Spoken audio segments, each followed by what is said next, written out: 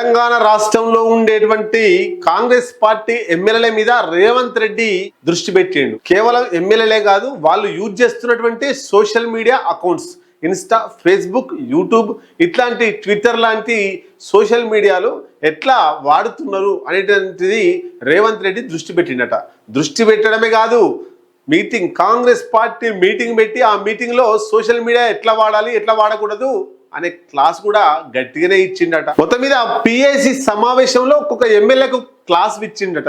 ఎందుకు వాడాలి, ఎట్లా వాడాలి, సోషల్ మీడియాలో ఇప్పుడు ఎమ్మెల్యేలు, కాంగ్రెస్ పార్టీ ఎమ్మెల్యేలు ఎలా వాడుతున్నారు, మొత్తం మీద పాటలు వచ్చాడయ్యో స్వామి అంటూ వాళ్ళు వ్యక్తిగతంగా వ్యక్తి పూజ చేసే విధంగా కార్యకర్తలకు దేవుడిలాగా, ఈ సోషల్ మీడియా ఫాలోవర్స్లకి దేవుడిలాగా ఎమ్మెల్యే అందరూ కూడా సోషల్ మీడియా అకౌంట్స్ వాడుతున్నారు.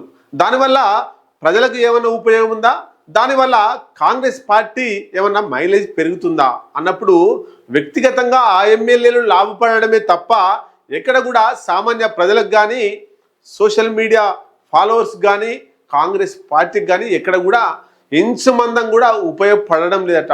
ఆ విషయాన్ని కరెక్ట్గా రేవంత్ రెడ్డి గుర్తించినట్టున్నాడు. పిఎస్సి సమావేశంలో గట్టిగానే క్లాస్ ఇచ్చిండట. సోషల్ మీడియాలో మనోళ్ళు ఎక్కడ, మనం ఏం యూజ్ చేయాలి, ఏం యూజ్ చేస్తున్నాం, రేవంత్ రెడ్డి గట్టిగానే చురకలు అంటించిండట. సోషల్ మీడియా అకౌంట్ లో వ్యక్తిగతంగా పోస్టులు పెడుతున్నటువంటి ఎమ్మెల్యేలను ఉద్దేశించి కాంగ్రెస్ పార్టీ ఎమ్మెల్యేలు వాడుతున్నటువంటి సోషల్ మీడియా మీద కీలక వ్యాఖ్యలు కూడా రేవంత్ రెడ్డి చేసిండట. ఈ సోషల్ మీడియాను కరెక్ట్ గా వాడలేనటువంటి ఎమ్మెల్యేల మీద రేవంత్ రెడ్డి ఫైర్ అయినట్టు మనకు సమాచారం. సొంత భజనకే సోషల్ మీడియాను ఎక్కువగా వాడుకుంటున్నారు. కాంగ్రెస్ పార్టీ భజన పక్కకు పెట్టిర్రు. ఎమ్మెల్యే కూర్చున్నా, నిలుచున్నా, టెంకాయ కొట్టినా సోషల్ మీడియాలో బాగా వ్యక్తిగతంగా వ్యక్తి భజన చేస్తున్నారు, చేపించుకుంటున్నారు. ప్రభుత్వ పార్టీ కార్యక్రమాలను కనీసం సోషల్ మీడియాలో ప్రచారం చేయడం లేదు.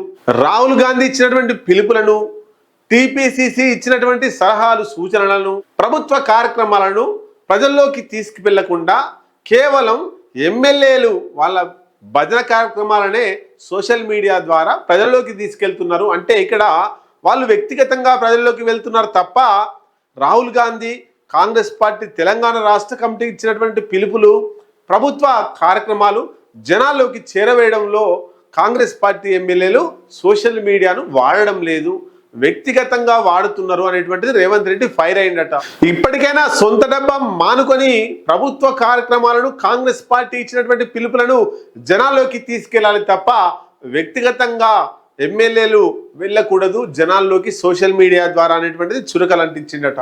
సోషల్ మీడియాలో కాంగ్రెస్ పార్టీ బలహీనంగా ఉందని, వ్యక్తిగతంగా ఎమ్మెల్యేలు బలంగా ఉన్నారని, ఇట్లయితే కాంగ్రెస్ పార్టీ మళ్ళీ ఎన్నికల్లో గెలవడం చాలా కష్టమని రేవంత్ రెడ్డి భావిస్తున్నాడట. ప్రతిపక్షంలో కాంగ్రెస్ పార్టీ ఉన్నప్పుడు కార్యకర్తలు కసిగా పనిచేసిర్రు, అధికారంలోకి వచ్చిన తర్వాత ఆ కసి లేదు, ఆ రకమైనటువంటి పని విధానం కూడా లేదు అని అసహనం వ్యక్తం చేసిందట.